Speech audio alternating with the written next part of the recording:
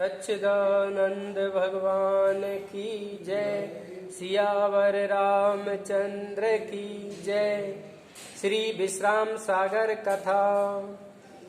राम नाम को छाड़ के करत जो अपर उपाय, मुख तजी भोजन भजे जिमी, सपने हु छुदा न जाए।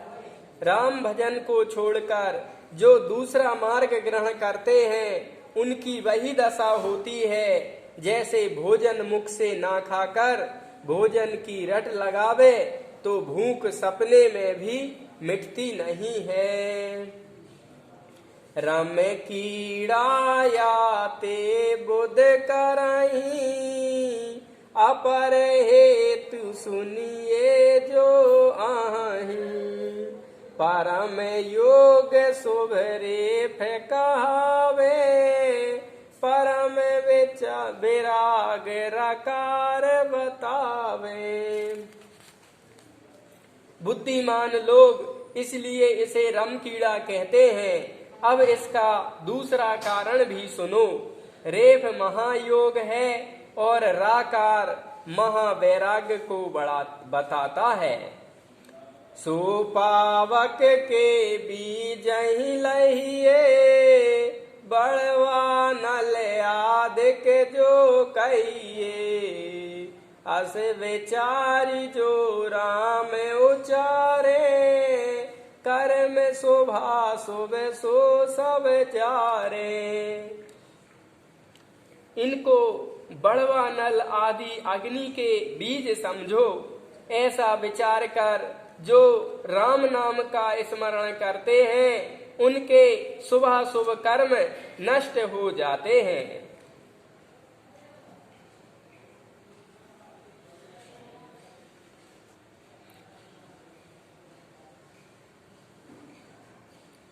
परम ज्ञान विचार जो करहीं, ताको मूल आकार सो आहीं।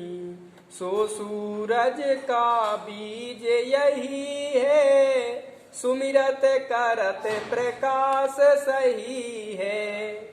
परम ज्ञान और विज्ञान जिसको कहते हैं उसकी जड़ राम शब्द का आकार है और वही सूर्य का बीज है जिसके स्मरण से ज्ञान का प्रकाश हो जाता है। भगति स्वरूप मकार सुहावनी, चंद्र बीज त्रेताप न सावनी। तीन कांड रवि शशि सब जाते, रम कीड़ा कवि वर्णत ताते। भक्ति का स्वरूप मकार है जो तीनों दैहिक दैविक और भौतिक तापों को नष्ट करने वाला चंद्रमा बीज है।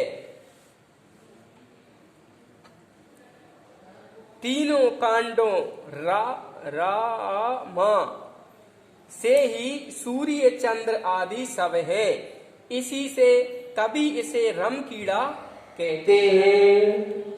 सतरकार चित जानु आकारा, आनंद रूप मकार विचारा।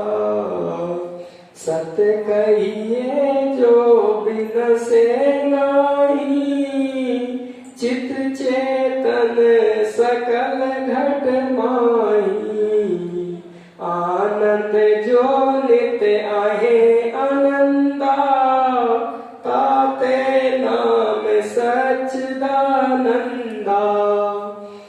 रकार को सत, आकार को चित और मकार को आनंद स्वरूप समझो। वह सत्य है जिसका कभी नाश ना हो। चित वह चैतन्य रूप है जो घट घट में व्याप्त है और आनंद वह है जो सदैव आनंदमय है। इन तीनों गुणों सत चित आनंद से संपन्न राम नाम सच्चिदानंद स्वरूप है। तत्पद ब्रह्म सुरेख कही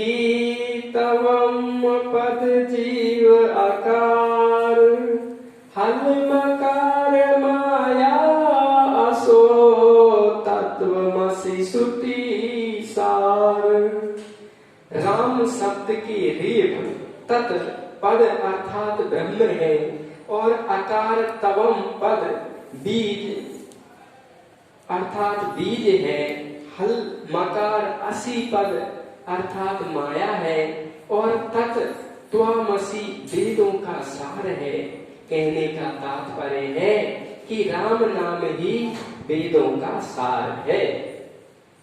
हल मकार अक्षर माया राम जी, अक्षर ब्रह्म आकार सिया राम जी।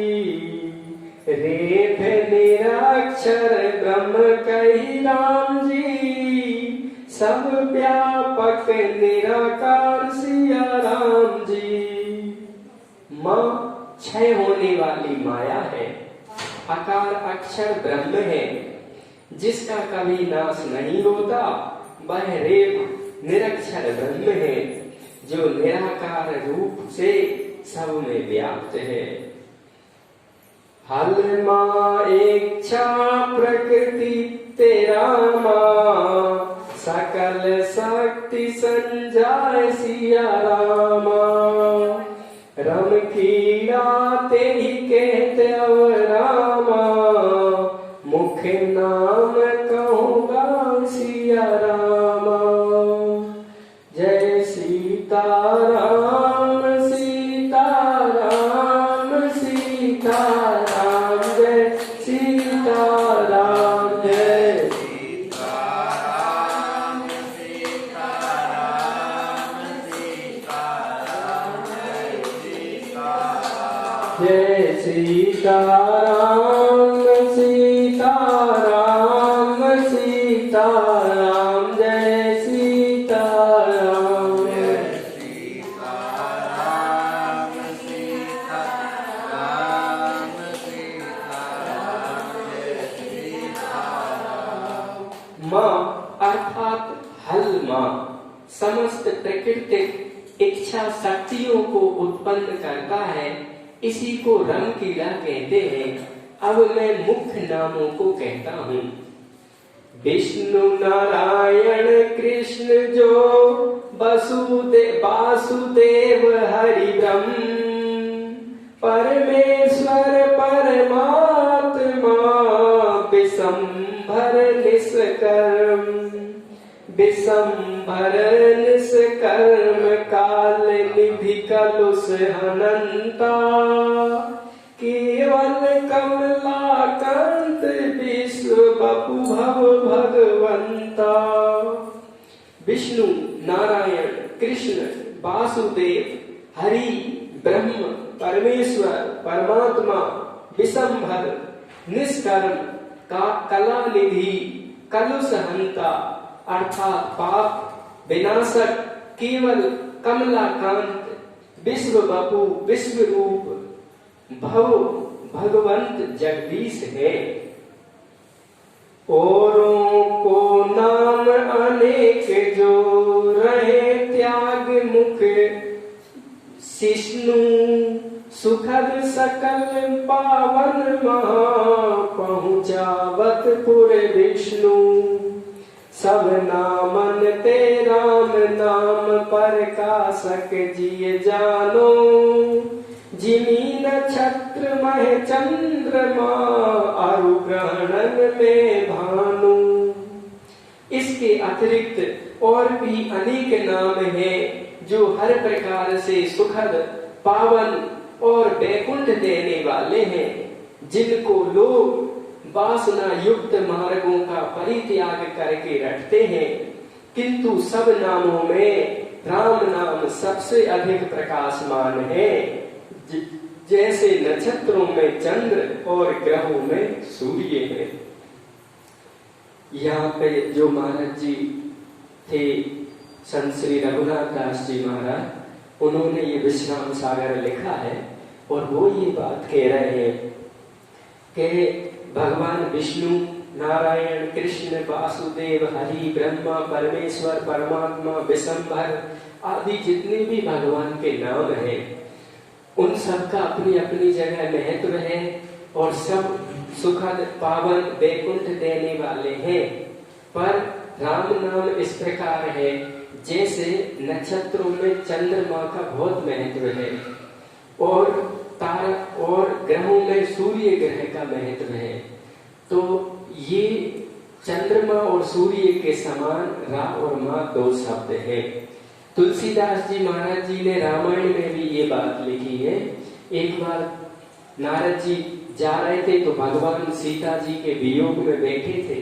तो नारद जी ने सोची मैं भगवान से मिलूं, मेरे श्राप के कारण भगवान दुखी है, इनने मुझे कुरूप बंदर का दिया था, मैंने श्राप दे दी और ये पत्नी वियोग में। तो नारद जी ने भगवान ने प्रणाम किया और क्षमा मांगी, बहुत स्तुति करी। तो भगवान बोले वो तो मेरी विधान थी समाज प्रेरणा देने की कि कोई सोने की लंका में रहता हो और कोई नाती पूता से संपन्न हो, सारी दुनिया के सुख हो, पर उसकी दृष्टि सही नहीं है, उसकी नियति सही नहीं है, उसमें दया धर्म नहीं है, तो उसका जीवन में कोई पानी देने वाला भी बचेगा नहीं, उसका विनाश देर सवेर होगा। तो नारद जी ने कही वो एक वरदान दे दो। बोले मांगो। तो बोले राम नाम आपका जैसे आकाश में चंद्रमा है ऐसा हो और नाम तारागण समुदाय हो। तो भगवान ने तथास्तु कही। वही बात महाराज जी ने लिखी है कि नक्षत्रों में चंद्रमा जैसे सर्वश्रेष्ठ है और ग्रहों में जैसे सूर्य ग्रह सर्वश्रेष्ठ है, वैसे ही राम नाम श्रेष्ठ है। अरुग्रहण में भानु कविन में यथा अनंता, निर्जर में जिमि सक्र भक्तन मह हनुमंता, लोकन में गोलोक सरस में सरयू धारा, नरन माही जिमि भूप धनुष धारिन में मारा। कवियों में ब्रह्मा अर्थात शेष नाम, देवताओं में इंद्र, भक्तों में हनुमान जी, गोलोक में लोगों में गोलोक अर्थात विष्णु लोक वैकुंठ, नदियों में सरयू और नरों मनुष्यों में राजा और धनुर्धरों में कामदेव श्रेष्ठ है। भगवंतन में राम यथा शक्तिन में सीता, अदृन में जिमि मेरु पुण्य पाठन में गीता, काम धेनु सो माही अहिंसा धर्मन माजिमी, वृक्षन में सुर वृक्ष खगन में बेन तेयतिमी। भगवान के अवतारों में राम अवतार, शक्तियों अर्थात देवियों में जानकी जी, पर्वतों में सुमेरु पर्वत, पुनीत ग्रंथों में श्रीमद् भगवत गीता, गौओं में कामधेनु गाय, धर्मों में अहिंसा, वृक्षों में कल्प वृक्ष और पक्षियों में गरुड़ श्रेष्ठ है। क्षमन माही जिमि क्षमा शरण में जिमि सरस्वाना, कर्मन में हरि कर्म ज्ञान में ब्रह्म ज्ञाना, पुरिन माही जिमि अवध मंत्रन महे ओमकारा, रुद्रन में यथा सोरन में जिमि आकारा। क्षमा करने वालों में पृथ्वी, आकाश, जलाशयों में सागर, कर्मों में हरि कर्म, ज्ञानों में ब्रह्म ज्ञान, नगरों में अयोध्या, मंत्रों में ओम, रुद्रों में शिव और स्वरों में आप श्रेष्ठ है। महाराज जी की एक एक बात बड़ी ही बात। पृथ्वी जैसा क्षमाशील कौन? पृथ्वी कितनी क्षमा करती, जल सुंदर देती, बदले में अपन मेल देते हैं, गंदा बदबू देते हैं। वो सुंदर अन्न देती है, अपन गंदा देते हैं। वो सुंदर फल देती है, अपन उसको कचरा देते हैं। धरती कितनी सहनशील, कोई नहीं दुनिया में। महाराज जी कह रहे जलाशयों में सागर, उससे श्रेष्ठ बड़ा कोई होगा। कर्मों में हरि कर्म, माने मनुष्य तन पाके जितने नेकी भलाई भजन के कर्म, पुण्याई के कर्म, ज्ञानों में ब्रह्म ज्ञान, नगरों में अयोध्या, मंत्रों में ओम मंत्र। ओम मंत्र के कैसा प्रभाव, बच्चा जब जन्मता है वहाँ करता है, ओम बोलता है, और बूढ़ा होकर कोई भी धर्म का व्यक्ति मरे ऐसे अपने आप ऑटोमेटिकली उसको दर्द होता है तो वो ऐसे करता है। तो ओम मंत्र जब ब्रह्मांड के मूल में जब सृष्टि बनी तब पहला शब्द ओम उत्पन्न हुआ। वेदों में ओम की बात आई, गीता में भगवान ने ओम स्मरत्वा अंत काले स्मरम पापी कही, उपनिषदों में ओम की बात आई। महाराज जी भी कह रहे मंत्रों में ओमकार है। कोई मंत्र पढ़ो तो पहले ओम लगाते हैं, ओम स्वस्ति न इंद्रो, ओम यज्ञेन यज्ञमय जंत देवा, ओम त्र्यंबकम यजामहे। कोई भी शुभ कार्य ओम लगता है। भगवान आशीर्वाद दे तो ओम लिखा होता है। मंदिर की गुम्मट पे देखो तो ओम दिखता है। स्वरों में आ स्वर, अपन कोई भी बात बोलो, जैसे माँ उसमें आ रहा है ना, तो ऐसे उच्चारण में कोई शब्द क्यों तो उसमें आ आता है। स्वर जब साधते आ साधते तो ये आ कितनी महाराज जी ने बात इतनी कही है, स्वरों में आ शब्द श्रेष्ठ है। फिर पुष्कर तीर्थ, पुष्कर तीरथ माही मणिन में कौस्तुभ जैसे, सब नामन में राम नाम तुम जानो तैसे, सुनी बोलो गिरिजा बहुरी वर्णो तिनके अर्थ अब, कहूँ कहे शिव सौ सुनु प्रिया वर्णो नाम संक्षेप सब। तीर्थों में पुष्कर, मणियों में कौस्तुभ मणि, सब नामों में राम जी का नाम शिरोमणि जानो। यह सब सुनकर पार्वती जी ने कहा कि अब कृपा करके इनके अर्थ समझाइए। शिव जी ने कहा हे प्रिय सुनो, अब मैं संक्षेप में सब नामों का वर्णन करूंगा।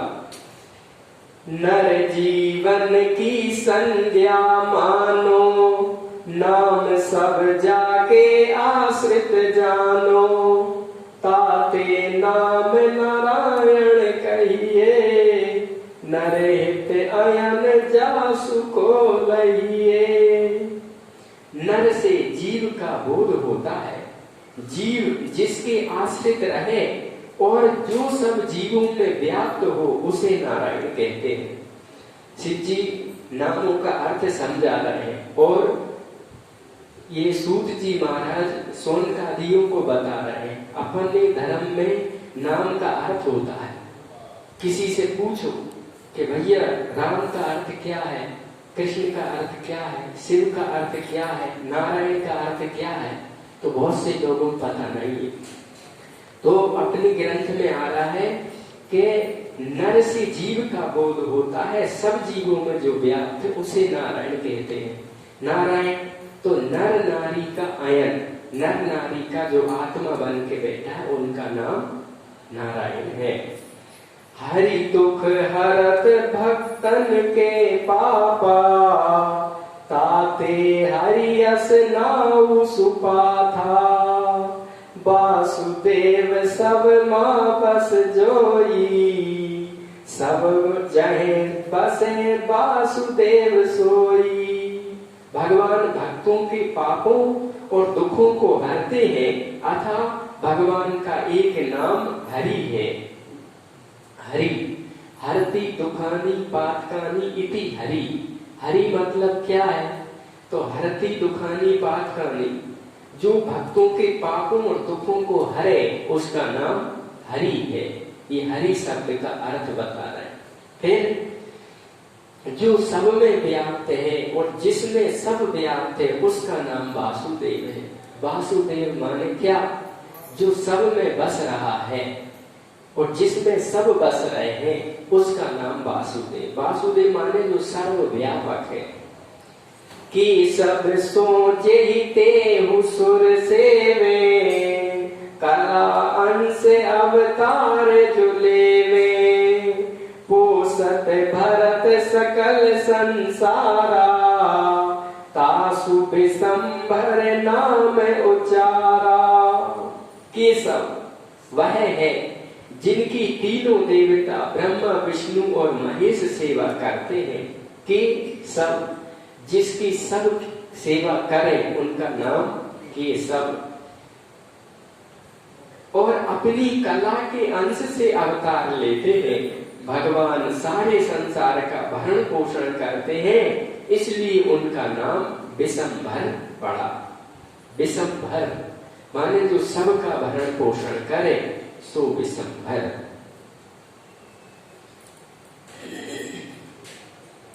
पूर्ण जी सब जगत आकाशा, सर्व भिन्न निर्गुण प्रकाशा, ताते ब्रह्म कहावत सोई, अनंत समस्त अनंत रूप जेहि होई।